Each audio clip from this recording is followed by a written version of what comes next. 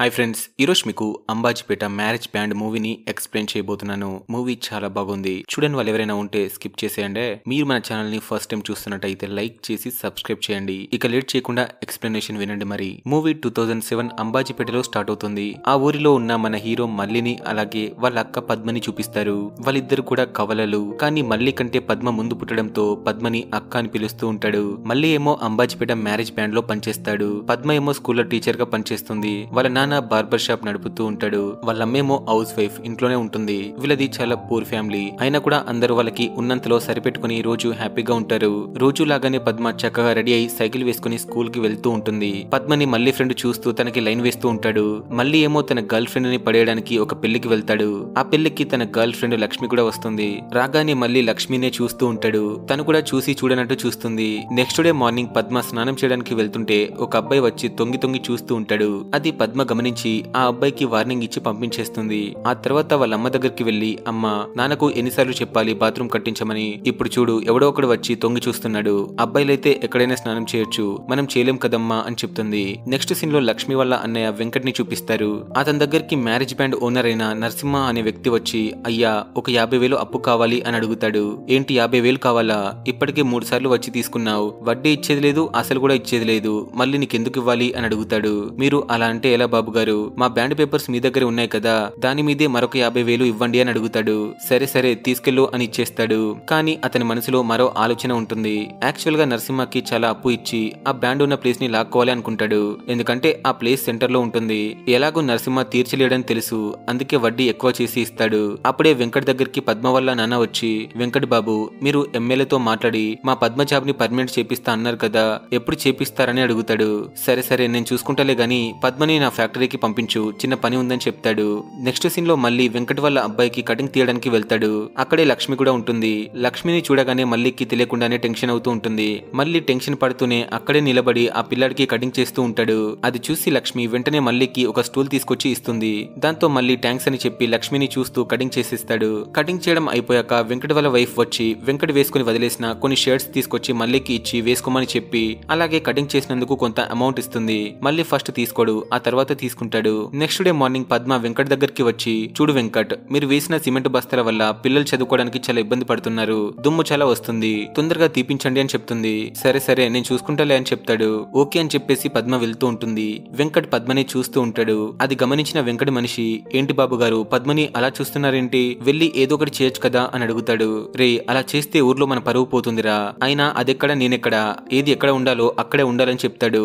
అవునా అయ్యా, మరి ఎమ్మెల్యేతో మాట్లాడి తనకి పర్మనెంట్ జాబ్ ఎందుకు చేపించారు అని అడగ్గా, ఒకవేళ మనం చేపించకపోయినా కూడా తను చదువుకుంది కాబట్టి తనకి ఈజీగా వచ్చేస్తుండే, అందుకే అలా రాకముందే ఆ క్రెడిట్ ని నేను కొట్టేశాను. ఇప్పుడు వాడి ఫ్యామిలీ నా ముందు తలదించుకుని ఉంటుందని చెప్తాడు. మరో సీన్ లో మళ్ళీ ఫ్రెండ్ వెంకట్ తమ్ముడితో అనుకోకుండా గొడవ పడతాడు. అప్పుడు వెంకట్ తమ్ముడు వాళ్ళ గ్రూప్ ని చాలా దారుణంగా తిడతాడు. ఆ మాట వినగానే మల్లికి చాలా కోపం వచ్చి వాడిని పట్టుకొని పొట్టు పొట్టు కొడతాడు.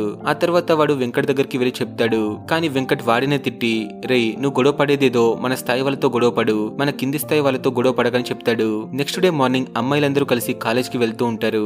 దారిలో బ్యాండ్ మేళం బ్యాచ్ వాళ్ళని చూసి లైన్ వేస్తూ ఉంటారు. మళ్ళీ అయితే లక్ష్మి కోసమే ఒక మంచి సాంగ్ వేసుకుంటాడు. అమ్మాయిలేమో ఆడియో స్టాల్ కి వెళ్లి ఆడియో బుక్స్ కొనుక్కుంటారు. అక్కడ లక్ష్మి మళ్ళీ ఒకరినొకరు చూసుకుంటూ ఉంటారు. వాళ్ళిద్దరూ అలా చూసుకోవడం లక్ష్మి ఫ్రెండ్ గౌరీ గమనించి, ఏంటి ప్రతిసారి వెనకాలకు తిరుగుతున్నావేంటి, ఏంటి సంగతి, ఎవరైనా లవ్ చేస్తున్నావా అని అడిగితే, చీచి అదేం లేదే, ఊరికే చూశానని చెప్తుంది. కాసేపు అయ్యాక గౌరీ కూడా మళ్ళీని చూస్తూ ఉంటుంది. మరి నువ్వెందుకు చూస్తున్నావు అని లక్ష్మి అడిగితే, నేను కూడా నీలాగే ఊరికే చూస్తున్నానని చెప్తుంది. సరేలే అని చెప్పేసి కాలేజ్ కి వెళ్లి సాంగ్ ని చదువుతూ పాడుతూ ఉంటారు. వీళ్ళిక్కడ ఏం పాట పాడుతున్నారో అదే సాంగ్ ని మళ్ళీ వాళ్ళు వాయిస్తూ ఉంటారు. ఆ పాట వినగానే గౌరీ మళ్ళీ నా కోసమే వాయిస్తున్నాడు అని చెప్తూ, నేను మళ్ళీని లవ్ చేస్తున్నానని చెప్తుంది. అవునా, నువ్వు నిజంగా మళ్ళీని లవ్ చేస్తే వాడికి భయపడకుండా వెళ్లి చెప్పు అని చెప్తారు. సరే రేపు మార్నింగ్ చెప్తా అని ఒక లెటర్ రాసి లక్ష్మికి ఇచ్చి, నా తరపున నువ్వే వెళ్లి ఇవ్వు అని చెప్తుంది. వెంటనే లక్ష్మి గౌరీ లెటర్ ని తీసుకుని మల్లికి ఇస్తుంది. ఆ లెటర్ తీసుకుని మళ్ళీ నా కోసం లక్ష్మి రాసిందనుకుని ఓపెన్ చేస్తాడు. ఓపెన్ చేస్తేనే తెలుస్తుంది అది గౌరీ రాసిందని. ఆ విషయం వాళ్ళ ఫ్రెండ్స్ కి తెలిసి చాలా నవ్వుతూ ఉంటారు. నెక్స్ట్ డే మార్నింగ్ మళ్ళీ గౌరీ దగ్గరికి వెళ్లి, చూడు గౌరీ, నువ్వు నేను సేమ్ కులం కావచ్చు, నువ్వు నాకు మరదలే కాదనట్లేదు, కానీ నేను నిన్ను చిన్నప్పటి నుంచి ఎత్తుకొని పెంచాను, నిన్నెప్పుడు మరదల్లా చూడలేదు, అసలు నీ మీద నాకు ఫీలింగ్సే లేవు, నేను ఒక సొంత చెల్లిలా చూశానని చెప్తాడు. అలాగే నేను లక్ష్మిని చాలా లవ్ చేస్తున్నాను, ఇప్పుడు నేను ఇచ్చే లెటర్ తీసుకెళ్లి లక్ష్మికి ఇవ్వమని పంపిస్తాడు. దాంతో తను బాధపడుతూనే వెళ్లి ఇచ్చేస్తుంది. ఇక వాళ్ళ గ్రూప్ మొత్తం కూర్చొని చదువుతూ ఉంటారు. అందులో మళ్ళీ ఇలా రాస్తాడు, నేను నిన్ను చిన్నప్పటి నుంచి ప్రేమిస్తున్నాను, నువ్వంటే నాకు చాలా ఇష్టం, నువ్వు కూడా నన్ను ప్రేమిస్తున్నావని తెలుసు, నేనంటే నీకు నిజంగా ప్రేమ ఉంటే రేపు మార్నింగ్ నేను ఇచ్చిన నెంబర్ కి ఫోన్ చేయమని చెప్తాడు. అదంతా వింటున్న గౌరీ చాలా ఏడుస్తూ ఉంటుంది. నెక్స్ట్ డే మార్నింగ్ మళ్ళీ లక్ష్మి కోసం వెయిట్ చేస్తూ ఉంటాడు. అప్పుడే మళ్ళీ దగ్గరికి వెంకట్ వచ్చి నాకు కటింగ్ చేయరా అని చెప్తాడు. వెంకట్ అలా చెప్పగానే మళ్ళీ చాలా భయపడిపోయి కటింగ్ చేస్తూ ఉంటాడు. అప్పుడే లక్ష్మి కాల్ చేస్తూ ఉంటుంది. కానీ అక్కడ ఉంది కాయిన్ బాక్స్ అవడంతో వెంకట్ కి భయపడి లిఫ్ట్ చేయడు. వెంకటేమో మళ్ళీతో అన్ని పనులు చేయించుకుంటూ అతన్ని అవమానిస్తాడు. లక్ష్మి ఏమో కాల్స్ ట్రై చేస్తూనే ఉంటుంది. వెంకట్ వెళ్లిపోయాక మళ్ళీ కాల్ లిఫ్ట్ చేసి మాట్లాడతాడు. ఏమైంది లక్ష్మి, నేనంటే ఇష్టమేనా అని అడిగితే, అవును ఇష్టముంది కాబట్టే కాల్ చేశాను, కానీ మనకి ఈ లవ్ అంతా సెట్ అవ్వదు, మా అన్నకి తెలిస్తే మన పని అంతే అని చాలా భయపడిపోతూ చెప్తుంది. అవునా, మీ అన్నకు తెలియకుండా ప్రేమించుకుందాం, మనం ప్రేమించుకుంది మన ఇద్దరికి తెలిస్తే సరిపోతుంది కదా అని చెప్తాడు. సరే అయితే లవ్ చేస్తున్నా అని చెప్తూ, నేను నిన్ను కాలేజ్కి వెళ్లే ముందు ఒకసారి, వచ్చే ముందు ఒకసారి చూస్తాను, అలాగే కాయిన్ బాక్స్ కి నేను కాల్ చేయనని చెప్తుంది. సరే చేయకు, నేను మొబైల్ తీసుకుని కాల్ చేస్తాను, రేపు కలుద్దామా అని అడుగుతాడు. తను కాసేపు ఆలోచించి సరే కలుద్దామని చెప్తుంది. తను అలా అనగానే మళ్ళీ చాలా హ్యాపీగా ఫీల్ అవుతూ ఐ లవ్ యూ అని చెప్పి కాల్ కట్ చేస్తాడు. నెక్స్ట్ డే మార్నింగ్ ఎవరికి తన మొహం కనిపించకుండా ఉండాలని చున్నీ కట్టుకుని మళ్ళీ షాప్ దగ్గరికి వస్తుంది. అక్కడున్న మళ్ళీ ఫ్రెండ్ ని చూసి, ఎవరికి చెప్పను అని చెప్పావు కదా, మరి వాడు ఇక్కడేం చేస్తున్నాడు అని అడిగితే, మేమిద్దరం ఒకటే, వాడు ఎవరికి చెప్పడు గాని నువ్వేం భయపడకు, టెన్షన్ పడుకు అని చెప్తాడు. కానీ తను చాలా టెన్షన్ పడుతూనే, మీరు కటింగ్ చేస్తారు కదా, ఐబ్రోస్ కూడా తీస్తారా అని అడుగుతుంది. అంటే ఏంటి షేవింగా అని మళ్ళీ అడిగితే, లేదు ఐబ్రోస్ అని చూపిస్తూ ఉంటుంది. లేదు లక్ష్మి, అవన్నీ నేను చేయలేను, just shaving, cutting and massage చేస్తా అని చెప్తాడు. ఆ తర్వాత షాప్ లో ఉన్న ఫొటోస్ అన్ని చూస్తూ తన డౌట్స్ అన్ని అడుగుతూ ఉంటుంది. మళ్ళీ కూడా ఏదో ఒకటి చెప్తూ ఉంటాడు. అలా చాలా సేపు మాట్లాడుకున్న తర్వాత లక్ష్మిని ఇంటికి పంపించేస్తాడు. అలా రోజు రావడం, డోర్ వేసుకోవడం, మాట్లాడడం, పంపించడం అలా రొటీన్ గా జరుగుతూనే ఉంటుంది. ఒక రోజు మళ్ళీ లక్ష్మి ఇంటికి కాల్ చేస్తాడు. అప్పుడు వాళ్ళ అన్న ఇంట్లోనే ఉంటాడు. వెంటనే ఫోన్ రావడంతో లక్ష్మి వెళ్లి కట్ చేస్తుంది. అది చూసి వాళ్ళ అన్నయ్య, ఎవరమ్మా ఫోన్ లో అని అడిగితే కట్ అయిపోయింది అని చెప్తుంది. ఆ తర్వాత మళ్ళీ కాల్ ట్రై చేస్తాడు. ఈసారి వెంకట్ లిఫ్ట్ చేసి ఎవరు మాట్లాడేది అని అడగగానే మళ్ళీ చాలా భయపడిపోతూ కాల్ కట్ చేస్తాడు. నెక్స్ట్ డే లక్ష్మి మళ్ళీ దగ్గరికి వెళ్లి, ఎందుకు కాల్ చేశావు, ఒకవేళ మనం దొరికిపోతే ఎలా ఉంటుండే, ఊహించుకుంటే భయంగా ఉంది, కానీ నీ బర్త్డే ఎప్పుడు అని అడుగుతుంది. ఎందుకు లక్ష్మి, ఈ సాటర్డే అని చెప్తూ ఏమైనా స్పెషల్ ఉందా, ఏదైనా ఇస్తున్నావా అని అడిగితే, అవన్నీ ముందే చెప్తారు, మరి ఎక్కువ ఎక్స్పెక్టేషన్స్ పెట్టుకోకు అని చెప్తుంది. సరే గాని వెళ్లే ముందు ఒక ముద్దు ఇవ్వచ్చు కదా అని అడుగుతాడు. లేదు నేను ఇవ్వనని చెప్తుంది. కానీ మళ్ళీ వినకుండా తన మీద పడిపోయి తనకి ముద్దిస్తాడు. మళ్ళీ అలా చేయగానే లక్ష్మి నవ్వుతూ నాకు చాలా నచ్చింది అని చెప్తుంది. ఆ ఆనందంలో ఇంటికి వెళ్లి డాన్స్ చేస్తూ ఉంటుంది. కాసేపు అయ్యాక వాళ్ళన్న వచ్చి ఇంట్లో ఏదో వెతుకుతూ ఉంటాడు. అప్పుడు లక్ష్మి రూమ్ లో ఒక గిఫ్ట్ కార్డ్ చూస్తాడు. అది ఓపెన్ చేసి చూడగానే అది బర్త్డే గిఫ్ట్ అని తెలుస్తుంది. దాంతో వెంకట్కి చిరాకులేసి మళ్ళీ అక్కడే పెట్టేస్తాడు. నెక్స్ట్ సీన్ లో నరసింహ మల్లీకి బ్యాండ్ కొట్టినందుకు డబ్బులు ఇస్తాడు. అలాగే తన ఫ్రెండ్ తో చెప్తూ, అక్క బర్త్డే ఉంది కదా, ఒక మంచి చీర కొనాలి అని చెప్తాడు. అవునా, అయితే నా డబ్బులు కూడా తీసుకొని మీ అక్కకు ఒక మంచి శారీ కొనమని చెప్తాడు. మరి నీకు డబ్బులు వద్దా అని అడిగితే, అవసరం లేదురా, తాగడానికి మంచి బీర్ ఇప్పించు అని చెప్తాడు. ఆ తర్వాత వాళ్ళ అక్కని తీసుకుని షాప్ కి వెళ్తాడు. అక్కడ పద్మకి ఇష్టమైన కలర్ గ్రీన్ కలర్ శారీ కొనిస్తాడు. వాళ్ళ అక్క కూడా ఒక మంచి షర్ట్ కొనిస్తుంది. ఆ తర్వాత అలా మాట్లాడుకుంటూ ఇంటికి వెళ్ళిపోతారు. అప్పుడే గౌరీ వచ్చి లక్ష్మి పంపించిన గిఫ్ట్ కార్డ్ ఇస్తుంది. ఆ తర్వాత మళ్ళీ తన బర్త్డే సందర్భంగా అందరికి స్వీట్స్ పంచుతూ ఉంటాడు. అప్పుడే తన ఫ్రెండ్ సంజీవ్ వచ్చి, రే నువ్వైతే మంచి లక్ష్మిని పడేశావు, నేను కూడా ఒక అమ్మాయిని లవ్ చేస్తున్నా, తనకి ఎలా చెప్పాలో అర్థం కావట్లేదు, ఏదైనా ఐడియా ఉంటే ఇవ్వచ్చు కదా అని అడుగుతాడు. ఏముందిరా, నీకు ఎలాగో పెయింటింగ్ వేయడం అంటే చాలా ఇష్టం కదా, సో ఒక మంచి పెయింటింగ్ వేసి తనకి ప్రపోజ్ చేయి, ఆయన ఎవర్రా అమ్మాయి అని అడుగుతాడు. టైం వచ్చినప్పుడు నేనే చెప్తానులే అని చెప్తాడు. అప్పుడు అక్కడికి వెంకట్ కూడా వస్తాడు. మళ్ళీ వెంకట్ కి కూడా స్వీట్స్ ఇవ్వడానికి వెళ్తాడు. కానీ వెంకట్ నాకు వద్దంటాడు. కరెక్ట్ గా అప్పుడే మళ్ళీ మొబైల్ కి లక్ష్మి కాల్ చేస్తూ ఉంటుంది. మళ్ళీ దగ్గర ఉన్న మొబైల్ చూసి, ఊర్లో మాకే సరిగా మొబైల్ లేదు, నువ్వు ఫోన్ కొనుక్కొని ఏం చేస్తున్నావురా, సరేలే ఒకసారి ఇవ్వు అని చెప్పేసి తీసుకుంటాడు. అందులో ఉన్న పేరు చదవడానికి ట్రై చేస్తూ ఉంటాడు. కానీ వెంకట్ కి సరిగా చదవడానికి రాదు. సరేలే గాని నీ గర్ల్ ఫ్రెండ్ అనుకుంటా, వెళ్ళి మాట్లాడకపో అని చెప్తాడు. సరే అని చెప్పి మళ్ళీ లక్ష్మి ఇచ్చిన గిఫ్ట్ కార్డ్ ఓపెన్ చేస్తాడు. ఆ కార్డ్ ని చూసి వెంకట్, ఇది సేమ్ లక్ష్మి రూమ్ లో చూసిన దానిలో ఉందే అనుకుని వెంటనే ఇంటికి వెళ్లి లక్ష్మి రూమ్ మొత్తం వెతుకుతాడు. కానీ ఆ కార్డ్ ఎక్కడ కూడా కనిపించదు. దాంతో వెంకట్ కి లక్ష్మి మీద డౌట్ వచ్చి వాళ్ళ ఇంట్లో ఉన్న ఫోన్ ద్వారా లాస్ట్ నెంబర్ కి కాల్ చేస్తాడు. అప్పుడు మళ్ళీ లిఫ్ట్ చేసి, హలో లక్ష్మి, నువ్వేనా మాట్లాడేది, హ్యాపీ బర్త్డే చెప్పడానికి చేసావా, నువ్వు మాట్లాడేది వినిపిస్తలేదు అని మాట్లాడతాడు. దాంతో వెంకట్ కి వాళ్ళిద్దరి లవ్ స్టోరీ తెలిసి కోపంతో ఊగిపోతూ ఉంటాడు. మరో సీన్ లో పద్మ తన బర్త్డే కాబట్టి పిల్లలందరికీ చాక్లెట్స్ పంచుతూ ఉంటుంది. అప్పుడే అక్కడికి వెంకట్ తమ్ముడు శ్రీను వచ్చి, చూడు పద్మ, పిల్లలందరినీ పద్మని ఇంటికి పంపించేసేయ్, చిన్న సిమెంట్ రోడ్ వస్తుంది, రూమ్ లో పెట్టాలి అని చెప్తాడు. లేదు శ్రీను, పంపడం కుదరదు, పిల్లలు చదువుకోవాలి అని చెప్తుంది. ఆ పిల్లలకి అంత సీన్ లేదు, చదువుకొని ఏమి ఉద్ధరించారు గాని పంపించేసే అని చెప్తాడు. కానీ పద్మ పంపడానికి ఒప్పుకోదు. అబ్బా ఏమి ఓవరాక్షన్ చేస్తున్నావే, అడ్డమైన వాళ్ళందరికీ పనులు పెట్టిస్తే మాకే ఎదురు తిరుగుతున్నారు అని పద్మని తిడుతూ, అయినా నీకు ఉద్యోగం ఫ్రీగా రాలేదు కదా, మా అన్న పక్కన పడుకున్నావని ఊరంతా తెలుసు, అలాంటి దానివి పిల్లల్ని ఉద్ధరిస్తావా అని ఏది పడితే అది వాగుతూ ఉంటాడు. అది వినగానే పద్మకి చాలా కోపం వచ్చి వాని చెంప పగలగొట్టి పిచ్చి పిచ్చిగా మాట్లాడితే చెప్పందుకొని కొడతా అని చెప్తుంది. అవునా, నన్ను కొడితే మా అన్నని కొట్టినట్టే అని శ్రీను అనగా, అయితే మీ అన్నని కొట్టాల్సిన అవసరం లేదన్నమాట, నేను కొడితే సరిపోతుంది అని చెప్తుంది. దాంతో శ్రీనుకు చాలా కోపం వచ్చి వెంటనే వెంకట్ దగ్గరికి వెళ్లి చెప్తాడు. అది వినగానే వెంకట్, ఒక పక్క తమ్ముడు మరొక పక్క అక్క నాతో ఆడుకుంటున్నారు కదా, నేనేంటో చూపిస్తాను అని కోపంతో ఊగిపోతూ ఉంటాడు. కాసేపయ్యాక లక్ష్మి మల్లికి కాల్ చేసి, మా అన్న బయటికి వెళ్ళాడు, మా ఇంటి దగ్గరికి వస్తావా, నన్ను చూస్తూ మాట్లాడొచ్చు అని చెప్తుంది. మనుడికి బంగారం దొరికినట్టు పరిగెత్తుకుంటూ తన దగ్గరికి వెళ్లి ప్రేమగా మాట్లాడుతూ ఉంటాడు. తను పైకి రమ్మని చెప్తుంది. వద్దులే అంత బాగోదు అని చెప్తాడు. ఇటువైపు పద్మ దగ్గరికి వెంకట్ మనిషి వచ్చి, మిమ్మల్ని వెంకట్ బాబు రమ్మంటున్నాడు, లేదంటే స్కూల్ డోర్ పగలగొడతాడంట అని చెప్తాడు.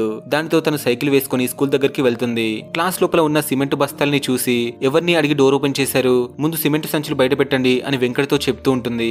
ఏంటి ఆర్డర్ వేస్తున్నావు, అన్ని పనులు నిన్ను అడిగే చేయాలా ఏంటి, అయినా నేను తలుచుకుంటేనే నీకు జాబ్ వచ్చింది, అది మర్చిపోకు, పెద్ద ఓవరాక్షన్ చేస్తున్నావేంటి అని చెప్తాడు. రే నువ్వు తలుచుకుంటే నాకు జాబ్ రాలేదురా, నాకు అర్హత ఉంది కాబట్టి వచ్చింది, అయినా మీ అందరి సంగతి ఇలా కాదు, పోలీస్ స్టేషన్ కి వెళ్లి కంప్లైంట్ ఇస్తా అని చెప్తుంది. దాంతో వెంకట్ కి చాలా కోపం వచ్చి పద్మ సారీని తీసేస్తాడు. అలాగే తన ఒంటి మీద ఏం లేకుండా చేసి తన సారీని తగలబెట్టి అక్కడి నుంచి వెళ్ళిపోతాడు. దాంతో తను చాలా ఏడుస్తూ అదే రూమ్ లో ఒక మూలన కూర్చుంటుంది. కాసేపయ్యాక అక్కడికి సంజీవ్ వచ్చి స్కూల్ గోడ మీద పెయింటింగ్ చేస్తూ, పద్మ నేను వేసిన ఈ పెయింటింగ్ నీకు ఖచ్చితంగా నచ్చుతుంది, నువ్వు ఖచ్చితంగా నా ప్రేమని అంగీకరిస్తావు అని తను వేసిన పెయింటింగ్ తో చెప్తూ ఉంటాడు. సంజీవ్ మాట వినపడి పద్మ కిటికీ దగ్గరికి వచ్చి చూస్తుంది. పద్మని అలా చూసి సంజీవ్ చాలా బాధపడి అతను వేసుకున్న డ్రెస్ ఇచ్చేస్తాడు. ఆ తర్వాత తనని తీసుకెళ్లి ఇంట్లో డ్రాప్ చేస్తాడు. తన పరిస్థితి చూసి ఇంట్లో వాళ్ళు చాలా ఏడుస్తారు. అప్పుడే ఇంటికి వచ్చిన మల్లికి మ్యాటర్ మొత్తం తెలిసి వెంకట్ ని చంపేయడానికి బయలుదేరతాడు. మల్లిని ఆపడానికి వాళ్ళ నాన్న సంజీవ్ చాలా ట్రై చేస్తారు. కానీ మళ్ళీ వెంకట్ దగ్గరికి వెళ్లి వాడి మీద అటాక్ చేస్తాడు. వెంకట్ మనుషులు మల్లిని పట్టుకుని చాలా కొట్టి అతను గుండు గీస్తారు. మళ్ళీ ఇంటికి వెళ్లి మొత్తం గీయించుకుంటాడు.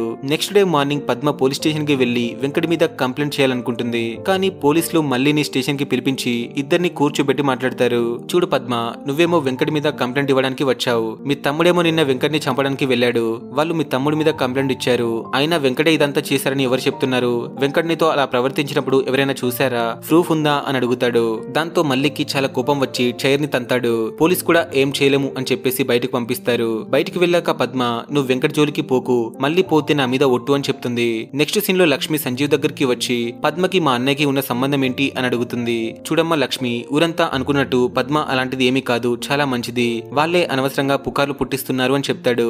సరే సంజీవ్, ఒకసారి మల్లిని తీసుకొస్తారా, వాడితో మాట్లాడాలి అని చెప్తుంది. లేదండి, ఇన్ని రోజులు మీకు హెల్ప్ చేశాను, కానీ ఇప్పుడు హెల్ప్ చేయలేను, నేను మళ్ళీ మీ ఇద్దరిని కలిపితే వాడి ప్రాణం మీదకి వస్తుంది, నేను హెల్ప్ చేయలేను అని చెప్పేసి వెళ్ళిపోతాడు. తను కూడా ఇంటికి వెళ్ళిపోతుంది. ఇంట్లో వెంకట్ లక్ష్మి మల్లిని ప్రేమించిన విషయాన్ని తన తమ్ముడితో చెప్తూ ఉంటాడు. అది లక్ష్మి వినేస్తుంది. మా అన్నయ్యకి కూడా తెలిసిపోయిందని చాలా భయపడుతుంది. అలాగే వెంకట్ ఒకవేళ లక్ష్మి వాడితో పారిపోతే మల్లిగాని చంపి పారేస్తా అని చెప్తాడు. ఆ రోజు నుండి లక్ష్మి మల్లికి కాల్ చేయడానికి కూడా చాలా భయపడిపోతుంది. నెక్స్ట్ డే గౌరీ వచ్చి మల్లిని మళ్ళీ కలుస్తావా అని అడుగుతుంది.